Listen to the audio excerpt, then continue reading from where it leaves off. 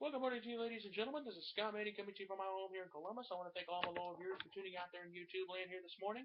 I'm glad to have all my viewers here, so I'm just going to go ahead and just jump right into it. I'm glad to have, and I'm just going to get the news and the notes. I'm just going to jump right into it. Michael Sam is headed to Dallas. It is official. After being released by the St. Louis Rams, he was sure another opportunity would come. And not with the Rams. It came on Wednesday morning when Michael Sam passed his physical and joined the Dallas Cowboys 10-man practice squad. He feels good to be a Cowboy, Michael Sam said yesterday. He is a Texas native, and this is part of the job, so I just got to do it. Sam has been described as a tweener, and some have said he is not fast enough to play defensive end. He seemed to be dismissive of that kind of a question on Wednesday. As a matter of fact, 61%, according to the ESPN Sports Nation poll, 61% said Sam will be on the 53-man roster at this point during the season. We'll have to wait and see what happens on that. I'm just glad to see that happen. I'd like to see him play for the Cowboys. I'd love to see him play on Sunday. A testy Will Muschamp fired back at critics this morning of his decision to lift suspension of three Florida players after a Week 1 game that was suspended by a lightning storm. Muschamp showed his frustration on Wednesday when asked about the charges that he went easy on three starters, Darius Cummings, DeMarcus Robinson, and J.R. Bostwick. It's not just about the suspensions. It's about honoring the changes of behavior. As for the game itself, the Florida and Idaho game will not be made up and will play an 11-week schedule after both athletic directors agreed not to reschedule Saturday's contest. So we'll have to wait and see what happens on that. I'm just glad that everything's going to be resolved there. I hope Muschamp, and I hope that I'd like to see what happens. What's going to happen down the road? Will it hurt Florida in the SEC? We'll have to wait and see on that because they're only playing an 11-week schedule, so keep that in mind. So we'll have to wait and see what happens there. The Florida-Idaho game, I saw the rainstorm that came through. It was a lightning event. There was tons of rain. You couldn't see anything. It was a nightmare, and as you could tell, both athletic directors have decided not to reschedule this week, last Saturday's contest, because I don't think Idaho wouldn't have a chance against Florida, to be honest with you. And Muschamp is fired back this morning. I'm going to wait and see what happens down the road. Now I got some important baseball scores, and I got some news that you may want to pay attention to. Atlanta beat Philadelphia 7-4. St. Louis beat Pittsburgh 1-0. I saw the walk-off yesterday on a walk-off single. Washington beat the Dodgers. The Nationals beat the Dodgers 8-5 yesterday in a 14-inning marathon. I saw that game yesterday on MLB Network. Colorado beat San Francisco 9-2. Seattle beat Oakland 2-1. The Yankees beat the Red Sox 5-1. The Orioles shut out the Reds 6-0. The Indians shut out the Tigers 7-0. Houston beat LA 4-1. The Mets beat the Marlins 4-3. Toronto beat Tampa Bay 7-4. The Cubs beat the Brewers 6-2. The Brewers have lost 9 in a row. They're going downhill and fast. Kansas City beat Texas 4-1. Minnesota beat the White Sox 11-4. Arizona beat San Diego 6-1. Now I got the most important. There's where the important news comes in. I need everybody to really pay attention to this. I'm going to explain this as best I can. I've got the pen out because I'm going to point it out. Because there's a lot of stuff that's going to be going on in here right now. In the National League, the Nationals lead the Braves by 7. In the Central, the Cardinals have a 2-game lead over Milwaukee. And out west, the Dodgers lead the Giants by 2. In the wild card race, and this is where I'm going to show everybody where it's going to come down to.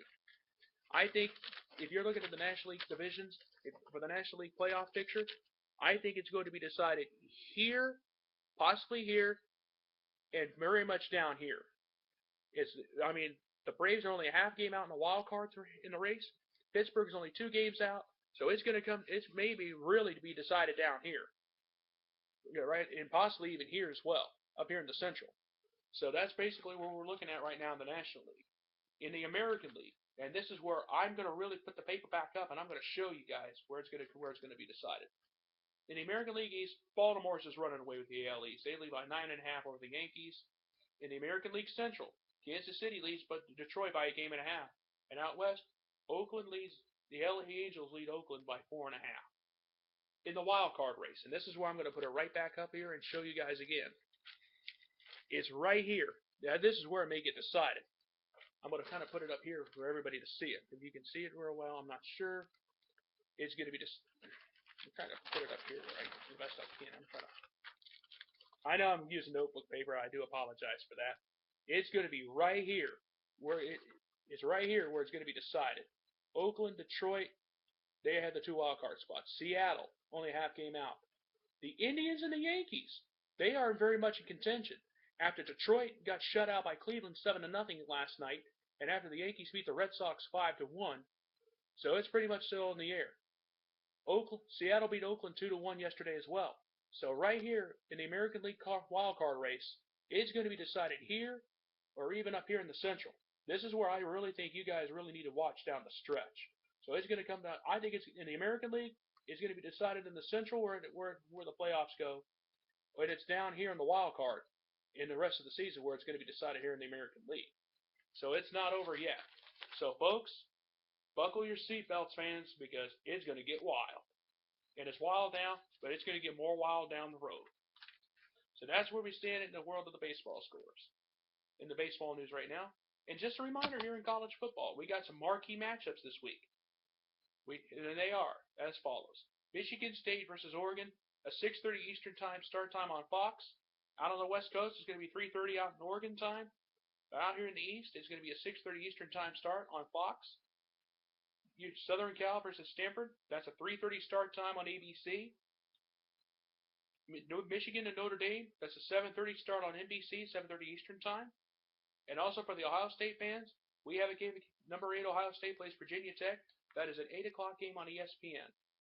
Now, those marquee matchups, and I'm going to say it again, folks, your remote's going to get a workout. I think the game of the day is either going to be, let me see if I can get it up here where you guys can see it. I'm going to kind of put it up here for you guys to see. The marquee matchup is going to be either here, and maybe even here.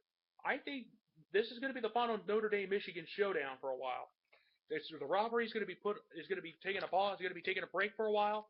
I think it's a sad thing, but life goes on. Michigan still has Ohio State. We still have Michigan to hate. We still have the Michigan-Ohio State rivalry, and nobody in the NCAA would be stupid enough to put an end to that rivalry. If they would, somebody would probably murder the guy responsible for it. And I'll tell you what, if that were to happen, there'd be too many willing people that would want to confess. Because you don't end Michigan-Ohio State, you don't dare touch that rivalry.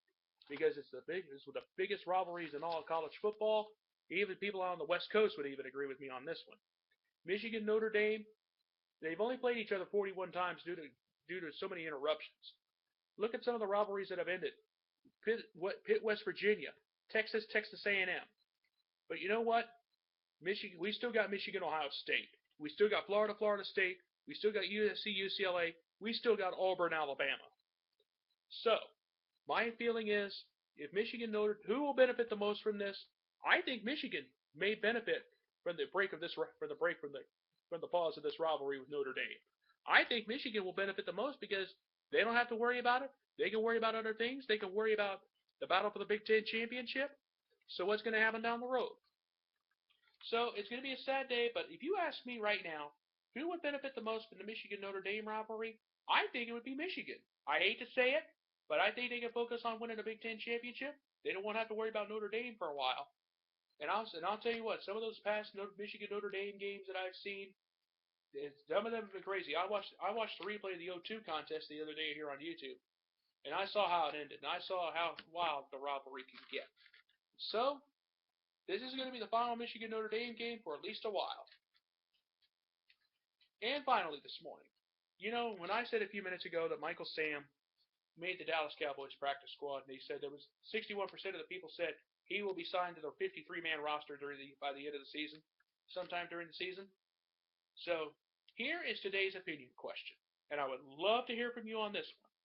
Will Michael Sam make the Cowboys 53-man roster this season? I would love to hear from you on that. I would really love that, because I think he will. For some weird reason, I think he will be on the roster by the end of the season. So, I would love to hear from you. I'm on YouTube, I'm on Google+, I'm on Twitter, and I'm on Facebook. So with that in mind, I would love to hear from you. If you agree with me, or even if you disagree, you do not agree with me, I don't care. I would love to hear from you on this issue. And also the other issues of the day. So if you have any questions, if you want to post a comment, leave me a comment. If you have a question, I will answer. I'll be more than happy to answer it for you. So I'm going to go ahead and sign off for the day. I want to thank all my loyal viewers for tuning in here this morning. So until later, so sometime next week or probably sometime after Saturday, depending on what happens. This is Scott Manning saying, have a wonderful day and have a great day and a better one tomorrow. I thank you, and everybody, you have a nice day.